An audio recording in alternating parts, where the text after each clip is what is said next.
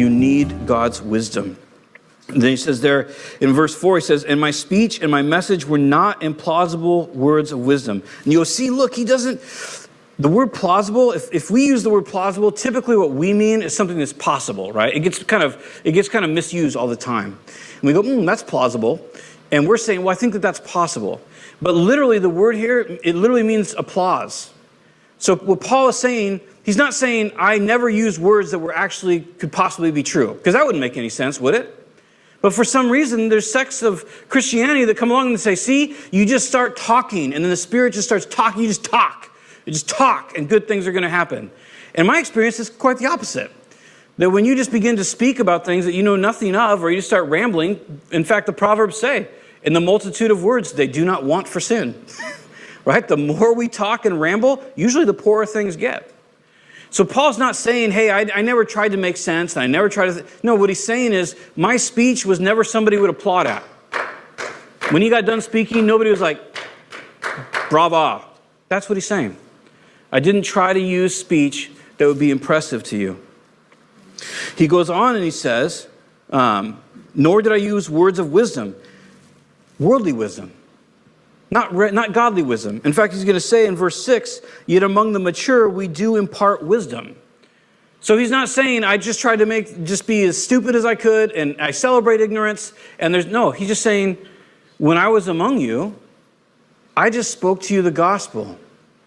And it wasn't I didn't try to manipulate you or high pressure sales tactics you into it. I just shared the gospel with you.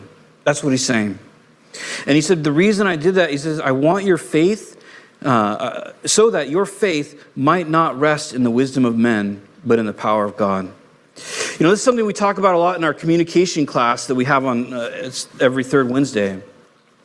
There's a huge, and I want to be careful here because I know it can be encouraging, but there's a huge movement today in allegorical Bible teaching.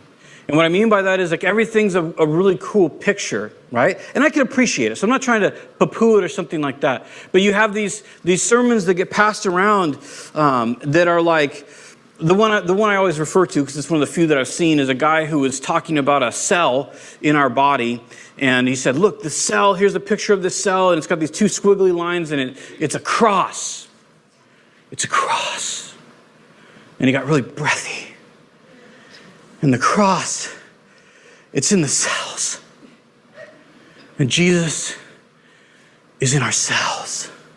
Right? And then it pans to the audience. And people are just like, dude, dang, I'm lightheaded now. He's like, dang, God is so good. He's in the cells. But you know what squiggly lines in a cell don't do? They don't help you when your kid's dead. They don't help you when you're struggling to pay the bills. They don't help you when you feel lost and trying to figure out God's will. They can be encouraging stuff. But be careful with that stuff. Because it's not, a lot of it is not substance. It's for Christians that already are encouraged.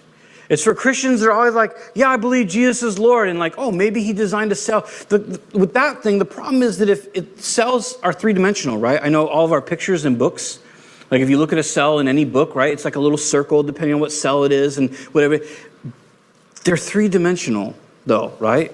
So if you take that same cell and look at it in three-dimensional, it's actually not a cross. What do you do with that? Does that mean Jesus isn't in the cells? How do you work through that? And I'm not trying to mock a person. I'm not trying to put him down. I'm just saying, Paul's saying, I don't use that. I don't go to that. I don't try to have these external arguments and try to bring them in so we'll all go, oh. No, he says, I want your faith to be in God's power. I want your faith to be that when you receive Christ, when you're open to Christ, when you listen to Christ, that change comes about in your life. That we have substance when people are hurting to say, hey, I know a God who has supernatural power and who will encourage your heart and who will change you. By the way, if you're a fan of the cross cell, God bless you. I'm not trying to, ruin and be like, I don't hate anybody. I'm just trying to say there's substance to be had, and that's what Paul is talking about. The fact that when a person turns to the Lord, there is supernatural power that goes far beyond trying to find symbolism under every rock. But the symbolism is true. And that's what we want to focus on.